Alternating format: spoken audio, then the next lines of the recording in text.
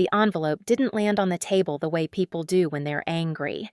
It slid there, slow, careful, like Elise had practiced the move in her head before walking into the kitchen.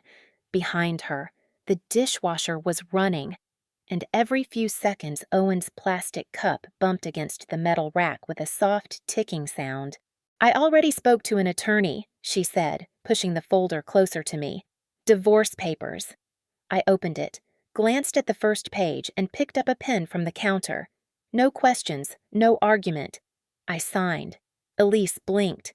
Just once, and in that tiny pause, I could tell she was trying to understand something, because the strange part wasn't the divorce papers.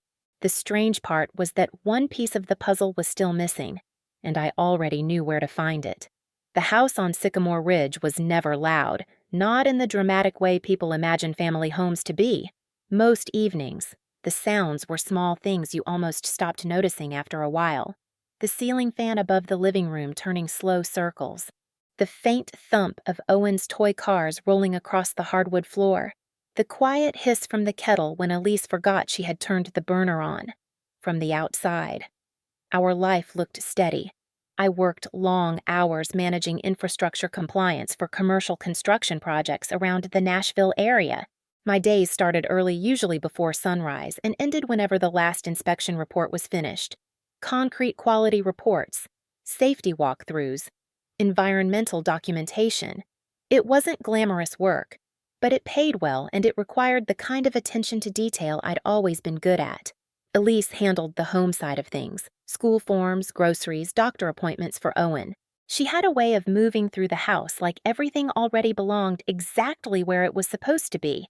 If you had asked me back then whether anything was wrong, I probably would have said no. But when I look back now, the first piece of the puzzle was sitting right in front of me the whole time. I just didn't recognize it yet. It showed up on a Tuesday morning while I was sitting in my truck outside a site inspection in Franklin. I had about 10 minutes before the contractor meeting started, so I opened the banking app on my phone the way I sometimes did when I had a spare minute. Mostly habit. Scroll through the joint checking account, make sure the mortgage payment had cleared, that kind of thing.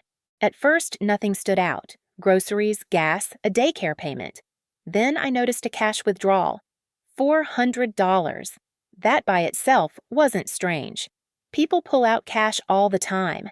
What caught my attention was the location, an ATM across town from where Elise usually ran errands. I remember staring at the line on the screen for a moment longer than necessary. Not because it looked wrong, just unfamiliar. I closed the app and went into the meeting. And honestly, I forgot about it. Until 2 weeks later, another Tuesday, another withdrawal, $600 this time. Different ATM, same side of town.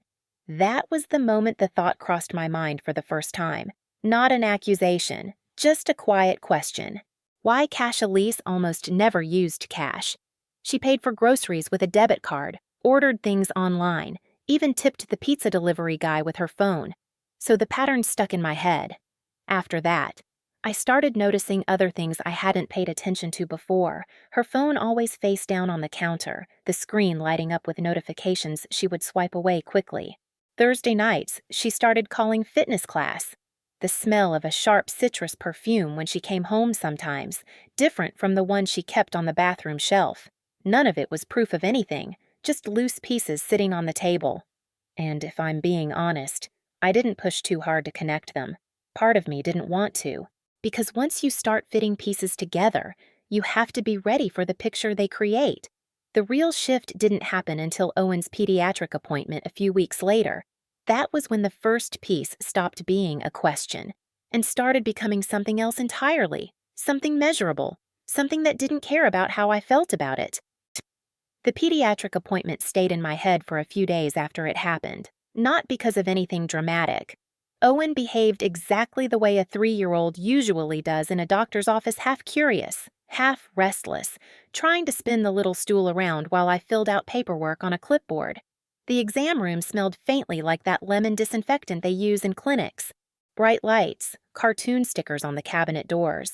Normal. Dr. Calloway ran through the usual things: height, weight, development questions. She flipped through the lab results while Owen sat on the paper-covered exam table kicking his shoes against the metal step. Then she mentioned his blood type, just casually. "A B?" she said, writing something on the chart. That word sat there in the air for a moment. A B. I remember nodding like it didn't mean anything, because I wasn't about to turn a routine pediatric visit into a biology lecture. But the drive home felt different. The highway was crowded that afternoon, brake lights glowing red all the way down the lane. I kept one hand on the steering wheel and the other resting on the passenger seat where Owen's little backpack sat. A B blood types are simple math. I'm type O. Elise is type A. You don't need a medical degree to understand that combination doesn't produce AB. Still, I didn't say anything that night. Or the next. I've spent my entire career in a field where you don't tear apart a structure because of one measurement that looks wrong. You check the instruments first, you measure again, then you measure a third time before you start pulling down walls. So that's what I did. I ordered a DNA kit online using my work email and had it shipped to my office trailer at a job site outside Franklin. Nobody questions packages on construction projects. There are deliveries every day, equipment parts, paperwork, safety supplies. The box showed up 9 days later. Small cardboard package. Nothing on the outside except a return address and a barcode. I brought it home that evening and left it in the glove compartment of my truck until after dinner. Elise had gone out that night. She said she was meeting someone from her fitness class for coffee. Owen was already half asleep during bath time, his hair still damp when I wrapped him in a towel. He laughed when I swabbed the inside of his cheek, thinking it was part of some strange game. I mailed the samples the next morning, then I waited. 6 days later, I was sitting in the parking lot of a materials supplier when my phone buzzed. Email notification. Your results are ready. For a minute, I just stared at the screen. Forklifts moved pallets of drywall across the yard in front of me. A diesel engine idled somewhere behind the warehouse. The smell of fresh lumber drifted through the open truck window. Everything looked completely normal. I opened the email. One line near the top of the report. Probability of paternity 0%. I read it again. Not because I didn't understand it, because I did. What surprised me wasn't the result. It was how calm I felt sitting there. The anger didn't come first. The first thing that came was something else entirely. A quiet realization that the money withdrawals I had seen weeks earlier probably weren't random at all. And that meant there was another piece of the puzzle I hadn't found yet. For the next few days, I didn't confront Elise. I didn't even mention the doctor's appointment again. From the outside, nothing about my routine changed. I still left the house before sunrise most mornings, still drove down the same stretch of highway toward whichever site needed inspections that week. Still came home late, usually with dust on my boots and the smell of asphalt or lumber stuck to my jacket. But something had shifted inside my head. Once you know a measurement is wrong, you start checking everything connected to it. The DNA result was one piece. The cash withdrawals were another. So one night, after Owen went to sleep, I sat at the kitchen counter with my laptop and started going through our financial records more carefully than I had in years. The overhead light buzzed faintly above the stove. Somewhere outside, a neighbor's dog barked twice and then went quiet. I opened the bank statements from the last 12 months. At first, the transactions looked ordinary. Mortgage payment, utility bills, groceries. But once you start looking for patterns, certain things stand out. 17 separate cash withdrawals, each one between $300 and $700, spread across 14 months. Different ATMs, same part of town. I wrote the amounts down on a legal pad and added them together. $8,400, gone in cash, no receipts, no explanation. That alone would have bothered me. But when I checked the credit card statements, the picture shifted again. 2 charges caught my attention, both from the same place. A Marriott hotel downtown in Nashville, weeknights, 8 months apart. I remember the first date clearly. That was the night I had stayed late at a job site outside Murfreesboro, supervising a concrete pour that ran past midnight. Elise had texted around 9 saying she was staying at her sister's place because Karen wasn't feeling well. The second charge showed up on a Thursday in early spring. Elise had told me she was meeting friends from her fitness class and might be home late. I stared at those lines on the screen for a long time. The house was quiet except for the refrigerator humming in the corner. Owen's small nightlight glowed faintly down the hallway. That was when the puzzle stopped feeling abstract. Because money tells a story if you let it. Cash withdrawals, hotel charges, repeated trips to the same area of town. The next morning, I called Camille Sloan. A colleague of mine had mentioned her name a year earlier during a property dispute with a contractor. He'd described her as the kind of attorney who didn't talk much until she had already read every document twice. Her office was in a brick building near the courthouse downtown. When I sat across from her 2 days later, I brought printed copies of everything: bank statements, credit card records, the DNA report. Camille didn't interrupt while I explained the timeline. She just made notes with a blue pen on a yellow legal pad. When I finished, she leaned back slightly in her chair. "You did the right thing coming here before confronting her," she said. "What does it look like from a legal standpoint?" I asked. She tapped the pen once against the paper. "It looks like you've got more pieces of this puzzle than she thinks you do." Then she slid one of the bank statements back toward me and pointed at the list of withdrawals. "But I'm willing to bet we haven't found the biggest one yet." Camille was right about one thing. The puzzle wasn't finished. For the next 2 weeks, nothing dramatic happened on the surface. Elise moved through the house exactly the way she always had. Coffee in the morning, a quick kiss on Owen's forehead before daycare, Thursday evenings out with what she still called her fitness class. If you had watched our house from the street, you would have thought everything was perfectly normal. Inside, Camille and I were quietly putting the pieces together. She started with something simple: public records. People leave more of a trail than they realize. Property records, civil filings, credit judgments. Things that sit quietly in databases until someone has a reason to look. 3 days after our first meeting, Camille called while I was walking through a gravel lot at a project site in Spring Hill. The wind was pushing dust across the ground, and I had to step inside the cab of my truck just to hear her clearly. "We found the man," she said. There was no need to ask which one. His name was Derek Voss, 41 years old, no property in his name. A leased car. 2 civil judgments for unpaid credit card debt and a past eviction from an apartment complex outside Antioch. Camille's voice stayed calm while she explained it.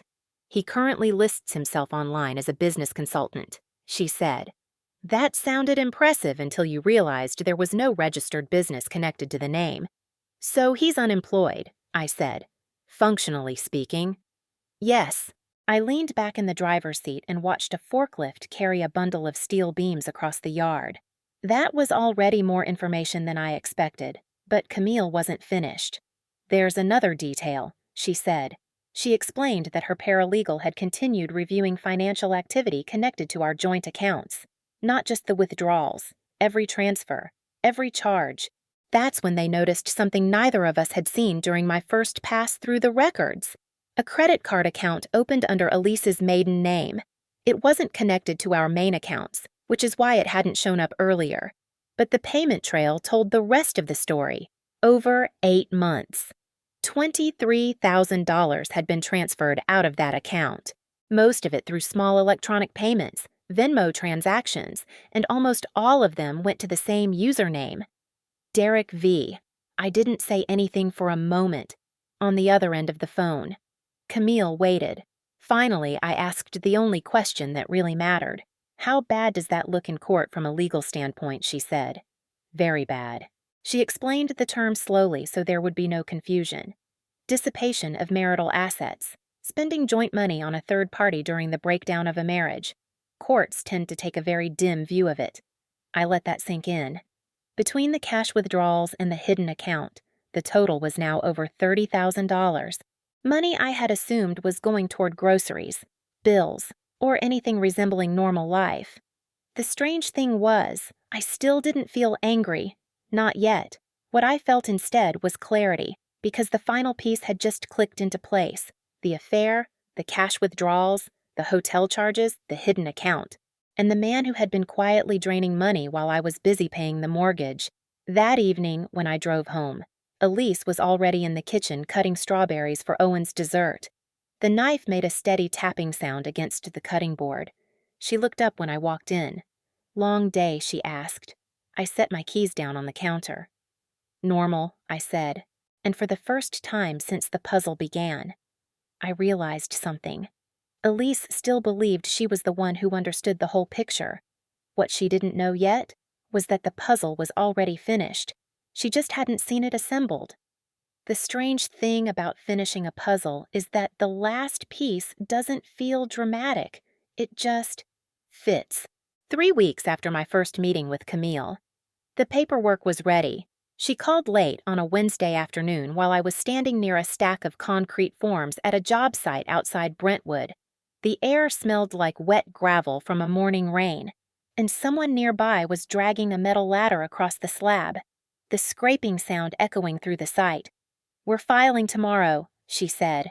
Not emotional, just a fact. The filing included 3 things. First, a formal paternity challenge based on the DNA results.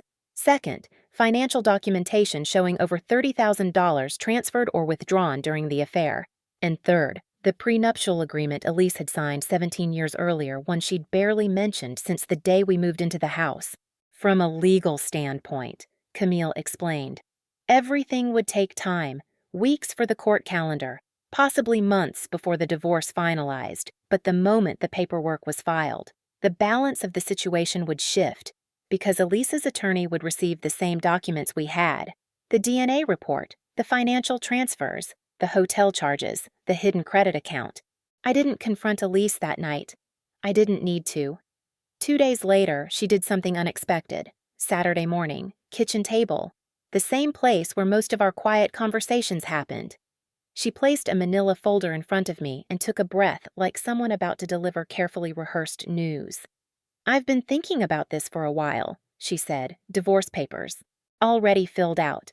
I opened the folder and looked at the first page. Then I picked up a pen from the counter. Signed, page after page. No hesitation. Across the table, Elise blinked. Just once. "I thought we'd need to talk about it first," she said. "We are talking about it," I replied calmly. What she didn't know yet was that Camille had filed our documents the afternoon before. By Monday morning, Elise's attorney would already have them: the full picture, the DNA test, the financial trail. Every piece of the puzzle she believed was still hidden. That afternoon, I left the house to check a project site across town. When I got back that evening, Elise was sitting at the same kitchen table again, but this time there were no papers in front of her, just her phone, and an expression I hadn't seen before. Not anger, not shock, something closer to realization, the kind people get when they finally understand they were looking at the wrong picture the entire time. A few weeks after the hearing, the house sounded different, not louder, just clearer. One Saturday morning, I was sitting on the living room floor with Owen while he pushed a wooden train across the rug. The wheels clicked softly every time they crossed the seams between the carpet panels. He was concentrating the way little kids do, tongue pressed slightly against his lip while he connected the magnetic train cars together. Outside, a delivery truck rolled past slowly, tires crunching over the gravel along the curb. Life hadn't snapped back into place overnight. Court schedules don't work that way. Paperwork moves slowly. Decisions settle in piece by piece, but the picture was finally clear. The house stayed mine. The financial mess Elise created was documented and handled through the court. And the truth about Owen's paternity was no longer something hanging over my head like an unanswered question. Some evenings the place still felt quieter than it used to, but quiet isn't always a bad thing. Sometimes it just means the noise is gone, and I'm curious about something. If you had been sitting in that kitchen the day those papers slid across the table, would you have confronted everything right away, or would you have waited until every piece of the puzzle was already in place? Let me know in the comments.